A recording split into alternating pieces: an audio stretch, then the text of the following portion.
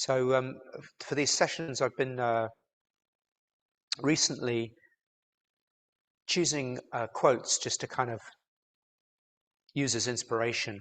And so when I come across something, and I thought this evening, this is a quote I've come across many, many times, and it usually gets attributed to Albert Einstein, as do loads of other quotes, which aren't his. This is also not his, but it doesn't make it any less of a good quote.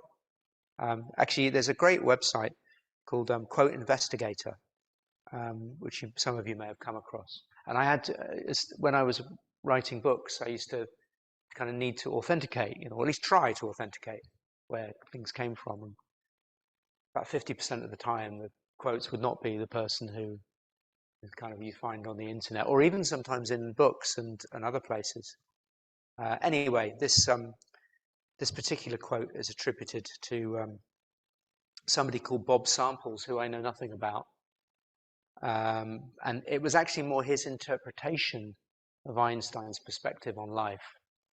And what tends to happen is these then get attributed directly to the person that they're talking about. Anyway, the quote is, "The intuitive mind is a sacred gift, and the rational mind is a faithful servant.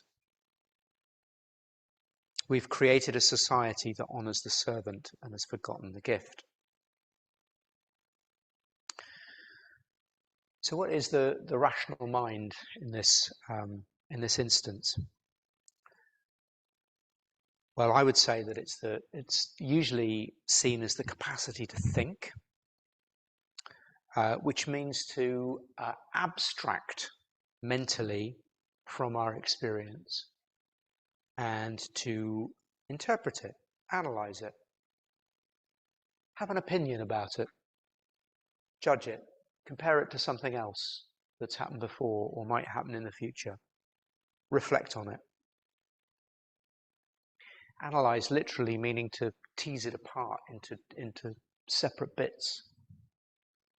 And it's of course hugely powerful to be able to do this, to kind of take ourselves out of our experience and look at it. And there's a certain amount of mindfulness in this, because in mindfulness, one of the first things we learn is how to look at experience. So we could say that aspect of mindfulness can be very rational, but when we abstract, we don't just look, we kind of narrow things down. Or it's a bit like having a map rather than the territory. Kind of we create a version of something in our heads that is not actually the thing itself. When we look in mindfulness, we're looking at direct experience. When we abstract, we're looking through language, or kind of the interpretive mind.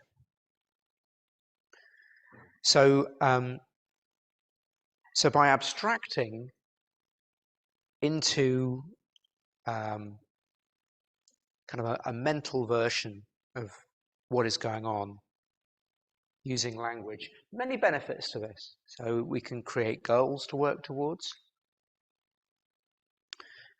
We can string together a series of actions and then kind of judge along the way how they're going.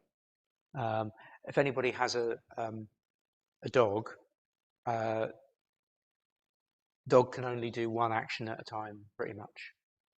You can't tell a dog to sit and beg and go and get the toy and all in one go. It has to be one thing at a time, because dogs do have some capacity to understand language, but very, very limited. Whereas we can create a whole string of ideas based on abstracting from the direct experience. We can take ourselves out of the moment, in a sense, and kind of string things together, and that enables us to sort of follow quite complicated goals. I mentioned language. So by using the shorthand of words to describe processes and events and experience, and using common words to do this, we can communicate with each other. So I can say, that's a yoga mat. And if you've experienced yoga mats or similar kinds of things in the past, you know what I'm talking about. You can maybe have a rough mental picture, those of you who can't see it, about what it might look like, what it might mean, what you might do with it. But the name yoga mat is not the actual thing. It's not the actual material. When I look at the one in front of me now, I can see the blueness and I can see the kind of softness and this slight sort of crumpledness because it's a little bit squidgy, and its roll aroundness, which is not actually encapsulated completely in the words that describe it. More than this, we can actually create whole mental models of what is going on based on our past experience. The neurologist Oliver Sacks once said, we wake up every morning seeing a world we have spent the rest of our life up till now learning to see. So we kind of you wake up and you see bed, cupboard, clothes.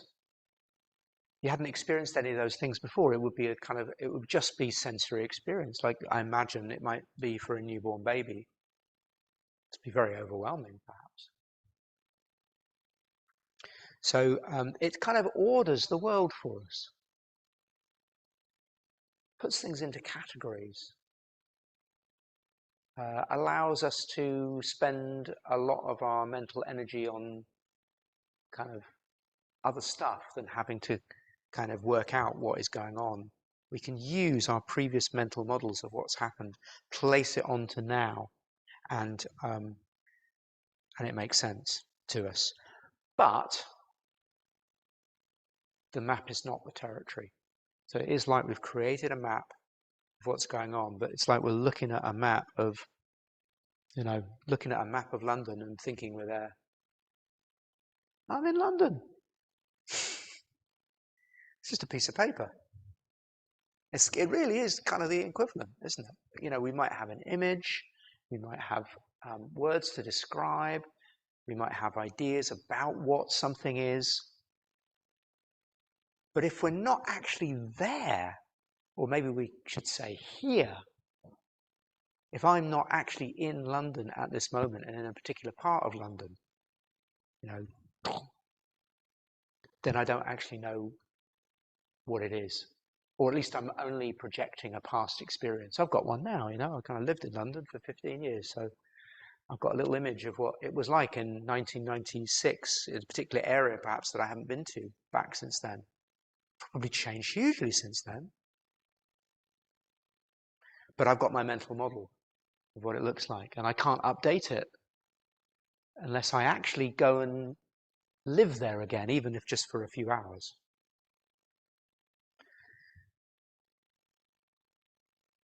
It's very helpful to have these mental models because it does enable us largely to sort of predict the way the world is going to be. But it limits us to what we are expecting it to be. So when something comes up that doesn't fit the model, we either have to update that model somehow by living it, by living the experience, creating something new by actually connecting directly to it, or we've got a mismatch between reality and our words about it or our images about it mentally.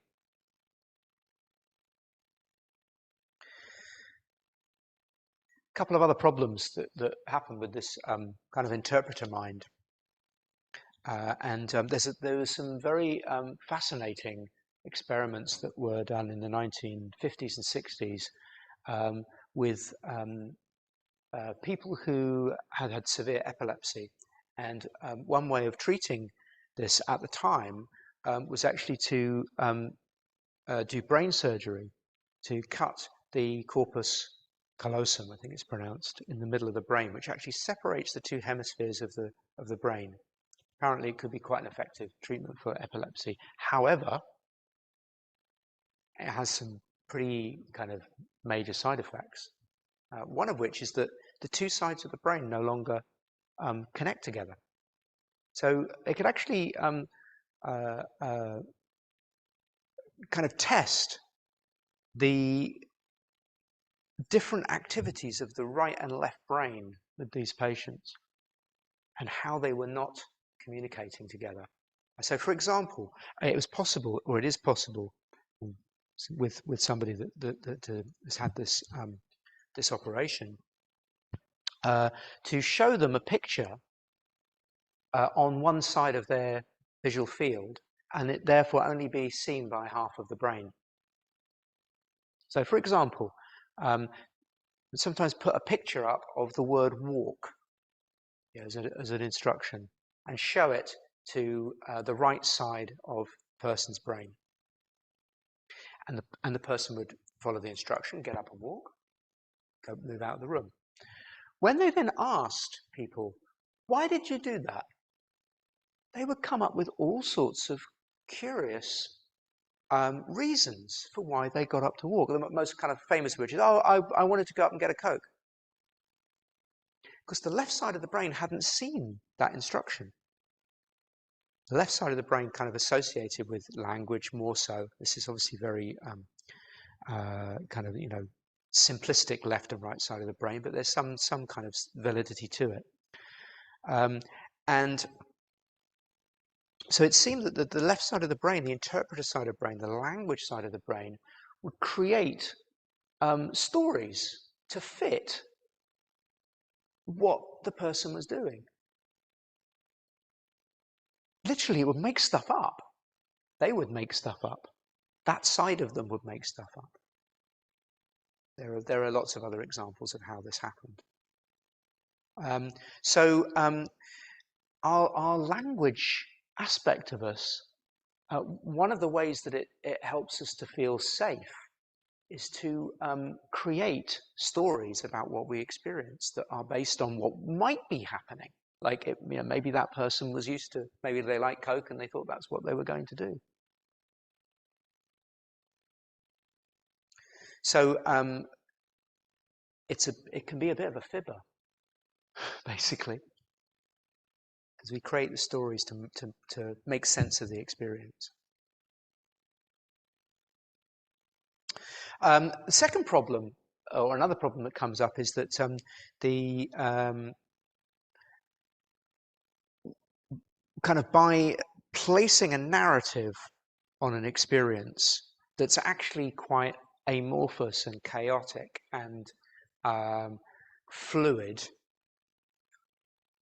the interpreter mind creates a sense of fixed self within us and fixed others as well. And so it's almost like it solidifies moving stuff into things and emerging people into personalities. So there's not much room for flexibility and change in this way of working, because it takes quite a lot of energy to update a mental model. So it's much easier just to expect other people to do what they usually do, or expect us to do what we usually do. So it actually takes work to update our sense of who we are and who the world is. So basically, we've got the power of communication, of making sense of otherwise chaotic experience or moving experiences. We've got the continual sense of comparing what's happening with what we expect to be happening and what we predict would happen and what happened previously, which creates a misalignment with what's actually there if the mental model doesn't match the reality. And when there's a jar between what's actually there and our idea about it, it doesn't feel good. Like, ooh, kind of things don't, it's almost like we're not seeing very well, not seeing truthfully. You get anxious, potentially, out of step with actually the way that nature operates.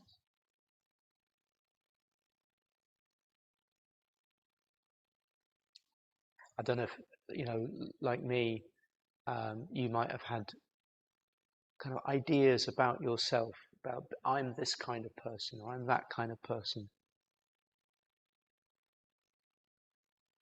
I am useless at DIY. Rather than perhaps I haven't practiced it very much. It becomes a fixed thing that limits who we are. Not saying that we don't have different propensities and kind of inbuilt talents, but nevertheless, the possibility that stuff can change with practice, with some kind of repetition and work. And then we get further and further out of step with how things are, and we also limit ourselves in how much things can change. So how can we realign then? It's really simple. It's to come back to the body. Come back to embodiment. Because the body is always here and now. It's always in the present moment. It is continually sensing what is actually in and around us, rather than the ideas and thoughts about what we imagine is in and around us. The body is always connected. Every moment of breathing in and out is a relationship with the world. And in all sorts of other ways as well. The sense of feeling the temperature in a room, sense of intuiting our connection with other people. And this is where we come back to the quote. The sacred gift of intuition is actually the gift of embodiment. It's physical. And if we are able to drop back into this connection and this sense of actually being in the territory rather than an old map, it starts to feel good. Because nature seems to like things to be aligned and in tune.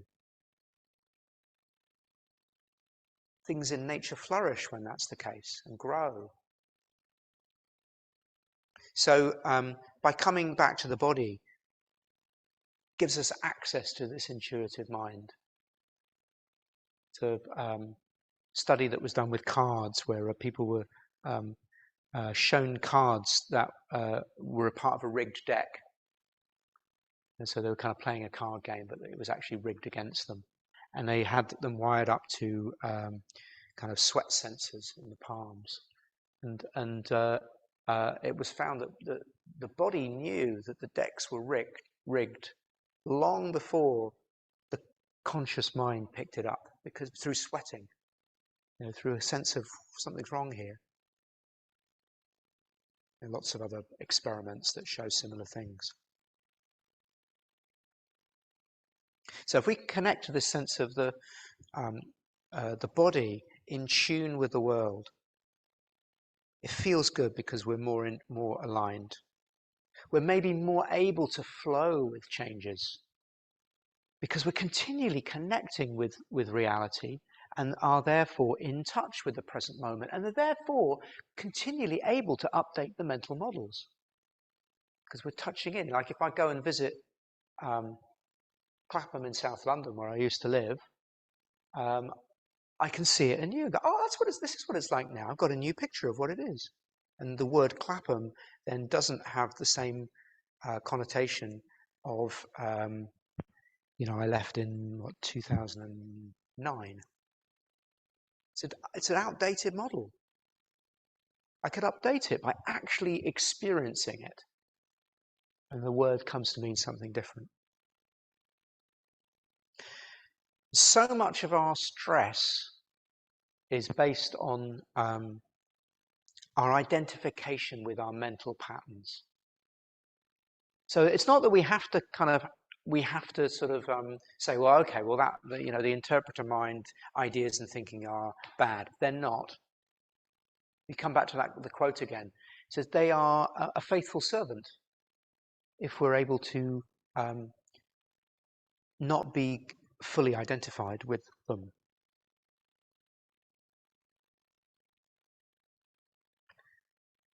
Caught up in the ideas of who I should be, perfect, striving, not vulnerable, choose your own story, but rather in touch. I'm just putting my hand on the ground here. It's kind of in touch with the earth, in touch with each other, in touch with the senses. It's also rather fun, isn't it? To kind of see and hear and actually bring that sense of beginner's mind, mindfulness, beginner's mind, to what's actually happening today, now, here. Kind of brings things alive so that they're no longer things. They're processes and play and fluidity and of course, when there are things that are difficult, that are changing in the ways we don't want them to change, it maybe gives us the capacity to update our kind of ways of being in ways that we can flow with those changes rather than be constantly coming up against them and wishing they weren't happening and not wanting to get older and not wanting to be sick or not wanting to lose that job or relationship or whatever. Gives us the capacity to kind of perhaps experience the difficulties and the losses and the changes. So it does mean we need to be willing to actually accept that things aren't always going to go the way we want them to go, but we've got more opportunity to flow with them. So embodiment is the way. So I thought for today's practices, we could practice 3 consecutive embodiment practices. 1 lying down, 1 moving, and 1 sitting. But before we go into that, I just want to check in if there are any comments or questions. I'm going to turn the recording off now.